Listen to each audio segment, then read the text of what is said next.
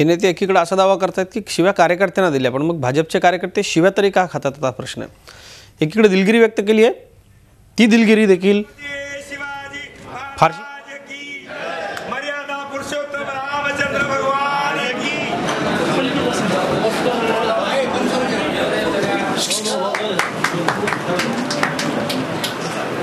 थोड़ा पीछे एक मिनट.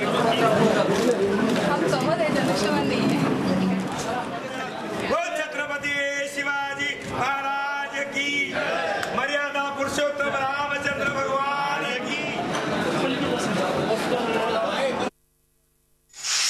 ज्या वेळेस भाजपचे लोक सत्तेत आले त्यावेळेस शेतकऱ्यांचा पूर्णपणाने विसर पडला.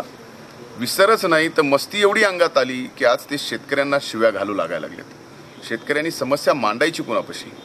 जर प्रदेशाचे अध्यक्ष भारतीय जनता पार्टीचे शेतकऱ्यांच्या सोबत संवाद साधतायत आणि तिथं तुरीच्या बाबतीमध्ये जर प्रश्न विचारला तर त्याला शिव्यागाळ या ठिकाणी जर दानवे करत असतील तर शेतकरी भविष्यामध्ये यांना कधीच माफ करणार नाही.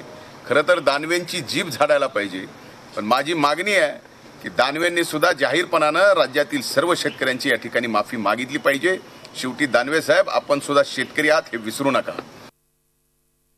मराठवाड्यामध्ये ही बोलण्याची पद्धत आहे. साले हा शब्दप्रयोग मराठवाड्यामध्ये शिवी नसून तो एका वाक्यातला एक अपभ्रंश आहे. असं असताना सुद्धा केवळ इतर प्रांतांमध्ये ती शिवी आहे आणि मग दानवे साहेबांच्या मुखातून हा शब्द आला, असं विरोधी पक्षाला केवळ याचं राजकारण करायचंय.